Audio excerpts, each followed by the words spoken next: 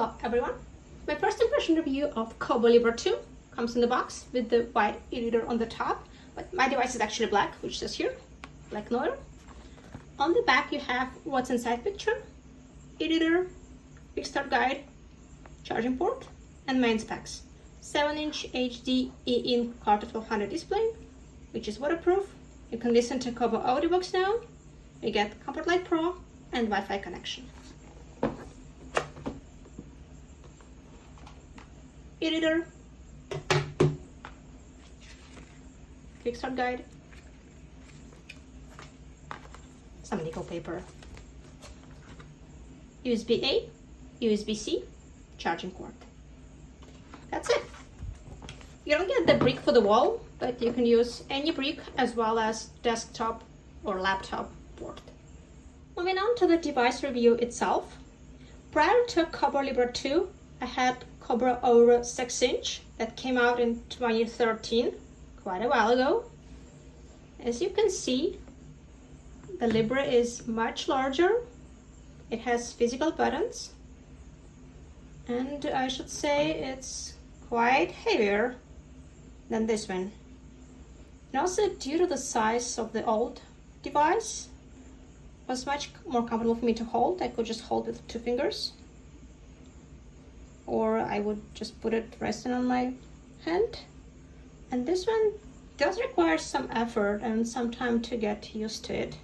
Kobo Libra 2 made out of matte plastic, which has some texture on the back. Not slippery, but very prone to the fingerprints, as you can see. Maybe the white one is more fingerprint forgiving. I'm not sure. They do look cute though, especially with the orange, red, or purple covers. But all my devices are black, so I have to stick to the black cover myself. My cover did not come yet. I'm still waiting for the delivery. It will be sleep awake cover, and also there is a sleep button on the back of the device, and this physical turn page buttons, very clicky, very responsive. The device has the rising edge, which kind of helps to hold it in one hand, both vertical and horizontal. But due to this square form, for me it's still kind of uncomfortable to hold it in one hand for too long. So I have to switch hands once in a while, use 2 hands. So still getting used to this. Okay, time to wake this boy up. For that we'll use the power button on the back, like that. And the text is super crispy. As soon as I turned this thing on, I was blown away. Especially comparing to my Kobo Aura 6-inch from 2013. This one is amazing. No shading, no ghosts. Just perfect and very responsive. You see, I turned this a little bit and it rotated right away. So you can go from portrait to landscape, back to a portrait, quick, just like that. Your settings are on the top. You can block your rotation, change the brightness, which is also glow light, and change the color to the natural light, which is too orangish in my opinion. But for the nighttime, this middle setting is fine. You can also set the auto setup for your bedtime, and I will change the settings for you based on the time of the day. The font has quite a few font types. You can change the font size, the spacing, margins. You can move the text to the sides or stretch across the page. And my favorite is over here, which is the dark mode.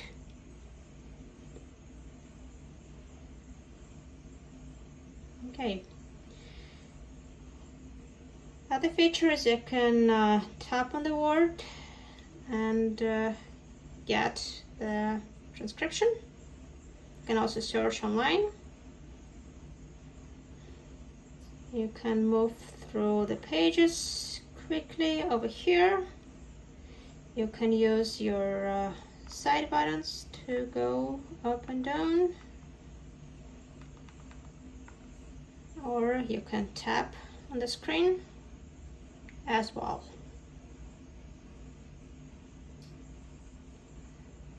The library has the books that I transferred from my laptop, and also you can get the books from Kobo store and from the library. We need to have Wi-Fi for that though. Let me do that.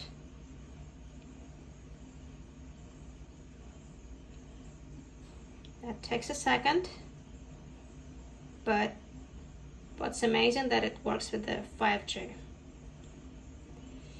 So it's already connected. So now we can see the audiobooks from the Kobo store.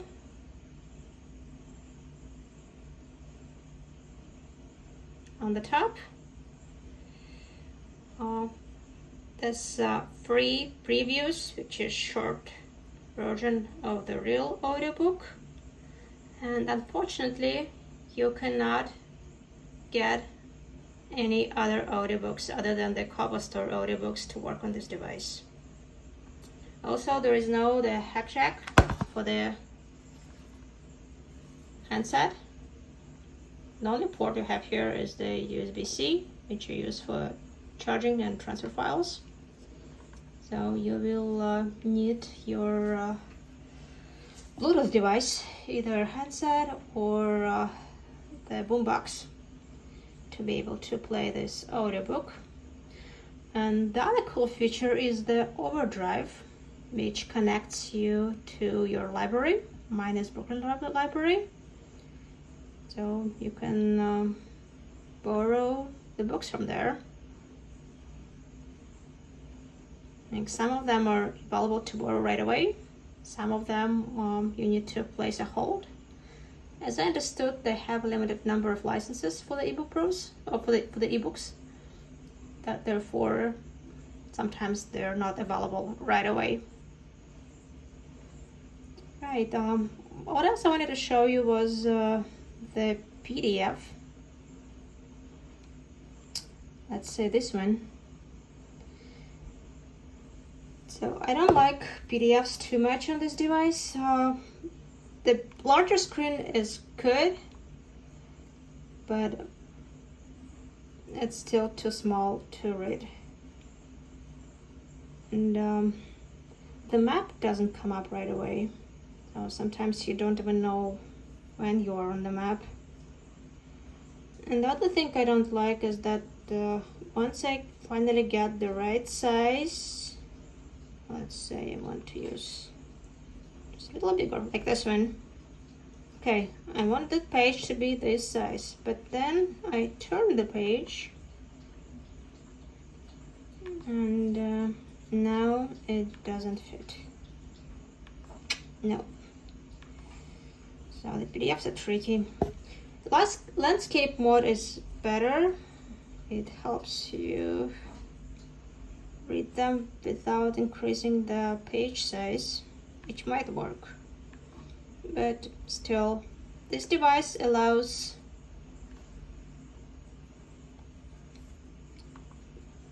okay, what happened now? 12 types of files. So the PDFs is not its strength, rather its weakness.